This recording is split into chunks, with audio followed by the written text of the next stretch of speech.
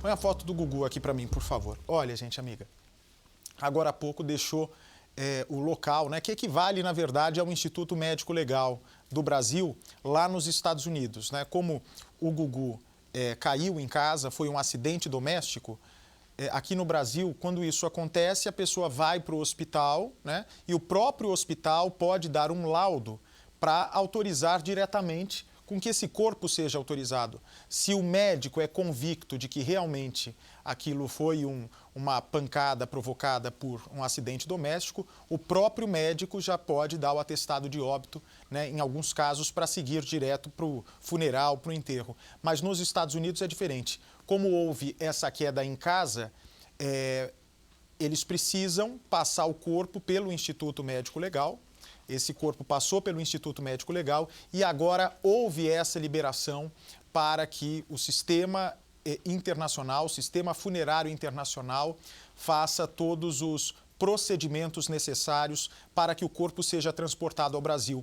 Como no caso do nosso Gugu, o apresentador não foi vítima de uma infecção, e isso permite com que o corpo tenha sido liberado mais rapidamente. O corpo chegou, ficou não muitas horas lá no que equivale ao Instituto Médico Legal e já foi liberado, porque infelizmente se constatou naquele exame de que o Gugu realmente foi vítima de um traumatismo craniano, dessa pancada na cabeça. Portanto, agora com a liberação se aproxima um momento, não é, que vai ser um alívio para a família trazer o corpo no Brasil, enterrar o corpo no jazigo onde está o pai do nosso Gugu e finalmente fazer as despedidas finais. Essas são imagens de agora há pouco. Me dá as imagens, por favor. Essas são imagens de agora há pouco, né, que mostram aí, são imagens direto de Orlando, nos Estados Unidos, o local onde houve a necrópsia, né, o local onde o médico avaliou o Gugu e já deu laudo autorizando a liberação do corpo para o enterro. Né? A partir dali, entra em cena o trabalho do Sistema Funerário Internacional. Os Estados Unidos, né, têm uma política muito rigorosa para liberar corpos, né, do país para repatriação, ou seja, para que o corpo da pessoa que imigrou para os Estados Unidos, ou seja, que deu entrada nos Estados Unidos como imigrante, como era o caso do Gugu, que tinha autorização, um visto de permanência nos Estados Unidos, agora acontece, portanto, essa autorização para que o corpo volte aqui para o Brasil. O Sistema Funerário Internacional, portanto, vai cuidar, né, o corpo vai ser embalsamado, depois entra, né, os outros critérios para o transporte aéreo, a urna funerária, para que ela seja lacrada, e aí sim venha para o Brasil. Não se sabe ainda se o corpo vai direto para o Aeroporto Internacional de Guarulhos. Né? Em Orlando existem, se eu não me engano, 3 voos diários aqui para o Brasil. 2 deles da Azul, de Orlando para Viracopos, Campinas direto. Ou, aliás, o voo que o Gugu sempre pegava, lá por Campinas, pelo fácil acesso à casa dele. Ou então o voo da Latam de Orlando para o aeroporto de Guarulhos, né? Provavelmente vem num voo direto. Então, a partir daí, chegando seja no aeroporto de Viracopos ou seja no aeroporto de Guarulhos, o corpo vai direto para a Assembleia Legislativa de São Paulo. Vem para mim, por favor. Hoje é segunda-feira, o corpo foi liberado agora para o Sistema Funerário Internacional. Pelos trâmites, é bem capaz que entre hoje à noite e amanhã cedo, o corpo já seja liberado para o transporte aéreo.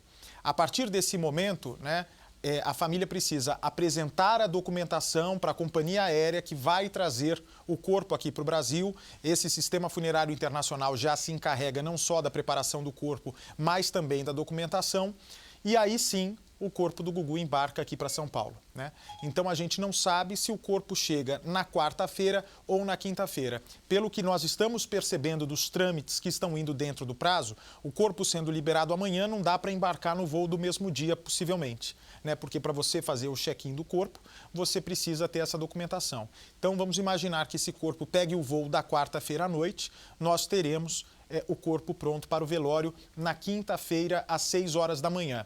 Por que 6 horas da manhã? Tanto o voo que chega no aeroporto de Guarulhos, quanto o voo que chega no aeroporto de Viracopos, em Campinas, pousa em São Paulo, toca ao solo brasileiro por volta de 5h30 às 6 horas da manhã. Isso depende de um atraso da hora que esse avião decolou, se saiu dentro do horário, e também com o tráfego aéreo de São Paulo. Portanto, deve haver esse traslado no horário matinal, até a Assembleia Legislativa. Lá, a primeira hora deve ser reservada à família e também aos amigos próximos, e depois um velório que vai ser aberto aos fãs, né, que devem vir de todo o Brasil.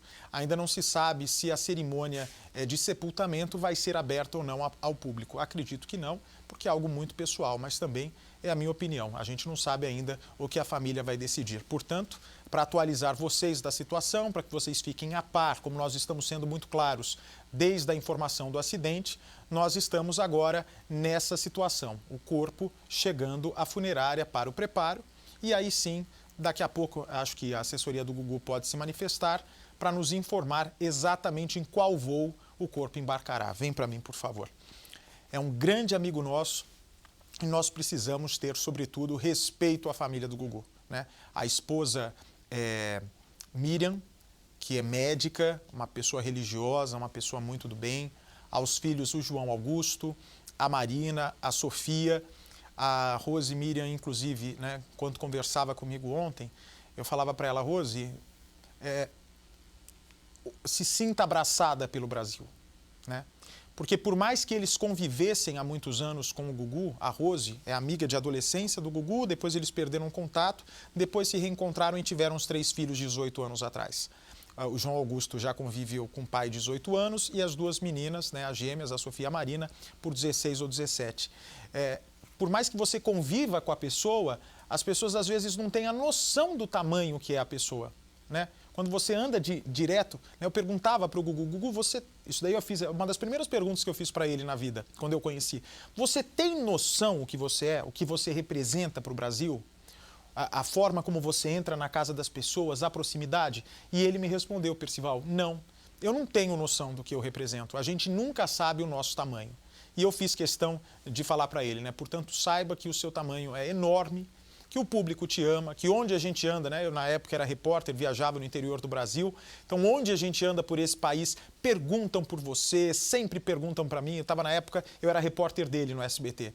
Né? As pessoas perguntavam: como é o Gugu é simpático, ele é aquele cara, gente boa, como aparece na televisão, e ele é exatamente aquilo, mais tímido. Isso é verdade. Muito mais tímido do que aparece na televisão. Quando a câmera acendia, quando ele estava ali perto com o público, ele era todo saidinho, fazia as perguntas indiscretas, mexia em tudo. Quando ia na casa do Gugu, saía abrindo a gaveta da casa. Mas na vida pessoal, ele era muito tímido, muito reservado. E o fato dele ser reservado é por um único motivo. Porque ele já tinha uma super exposição na televisão. Então, se você já tem uma super exposição, para que você, né, revelar detalhes da sua vida com seus filhos, com a sua mulher, se você já é tão visto todos os dias? Deixa isso daí para sua casa, para dentro da sua casa. E assim ele foi durante toda a vida. Por isso que os filhos conseguem lá nos Estados Unidos ter uma vida normal, né? Ontem eu contei, inclusive, durante o nosso plantão aqui, durante as nossas homenagens ao Gugu, e é o que eu disse, é assim que ele gostaria de ser lembrado, que na casa dele eu conheci um Gugu que ainda não conhecia. Conheci o Gugu apresentador, sei tudo da história dele, porque sou fã do Gugu, foi minha inspiração 25 anos atrás, quando eu decidi fazer televisão. Meu tio Bronze gravou, né, o apelido do meu tio é Bronze, meu tio Bronze gravou o meu programa de rádio. E eu mandei a fita cassete para o Gugu, a fita VHS para o Gugu. E o Gugu viu, deu para o diretor dele, o Homero Salles, essa fita, e o Homero foi para a Rede Manchete e me contratou. Então foi o Gugu que deu esse primeiro passo na minha carreira, 25 anos atrás. Mas só fui conhecê-lo pessoalmente 13, 14 anos atrás. E lá na casa dele conheci o Gugu pai. Rígido, ele disse: Luiz, não é porque os meninos nasceram com uma condição financeira que vão poder fazer tudo o que querem. Não é porque eles nasceram, né, com tudo na mão, com dinheiro que eles vão ter aí por toda a vida, que eles não vão saber dar o mesmo valor ao dinheiro. O Gugu veio de pai caminhoneiro, ou seja, o seu Augusto trabalhou demais para conseguir conquistar uma vida digna para a família, de uma mãe vendedora de roupas, e ele então fez questão, né? Claro que sem as dificuldades que o Gugu enfrentou na infância, mas ele faz questão de passar para os filhos dele tudo que ele aprendeu a dar valor ao dinheiro. Era meio pão duro o Gugu, viu? Não Sim. é porque é milionário que sai gastando aí, não. Sai gastando aí, não. Ele falou assim: Luiz, guarda dinheiro. Eu gosto muito de viajar. E ele me ligou, eu estava nos Estados Unidos. Ele falou: você precisa parar de viajar, você precisa guardar dinheiro. Aí sabe que uma semana depois, ele vendo meus stories no Instagram, ele me liga e fala, olha, pensando bem, esquece aquilo que eu te disse de ficar guardando dinheiro. Viaja mesmo, viu? Aproveita mesmo, porque a vida é curta. Né? Então a gente tinha muitas conversas assim. E lá na casa dele, eu me lembro, tinha um computador, o filho derrubou um computador no chão. Eu não lembro se era um computador ou um drone que ele tinha comprado. E o negócio caiu no chão. Ele deixou o João 1 mês sem usar celular à noite. Eu olhei para ele assim e falei, nossa, porque, sabe, pelo que a gente vê na televisão, ele era o pai que falava assim para tudo, né? Como apresentador, ele dizia assim para tudo. Mas ali eu vi um pai rígido, um pai rigoroso, que fazia jus ao grande homem que ele se formou. E eu achei muito legal, porque os 3 filhos teriam tudo para ser mimados, teriam tudo para ser 3 crianças chatas que já tinham tudo na mão, mas ele e a Rose ali, ó, pais rigorosos. Eu gostei de ver. Dá valor, né, Bati? Dá valor ao dinheiro, Percival, né? Porque uma coisa é quando você trabalhou duro, trabalhou firme para conquistar todo o seu dinheiro. Outra coisa é quando você já nasce num berço de ouro, como foi o caso dessas crianças. Se o Gugu não transmite isso para os filhos, né, eles, sem dúvida nenhuma, não iam ter noção do quão suado foi para o Gugu chegar até essa condição financeira dele, né?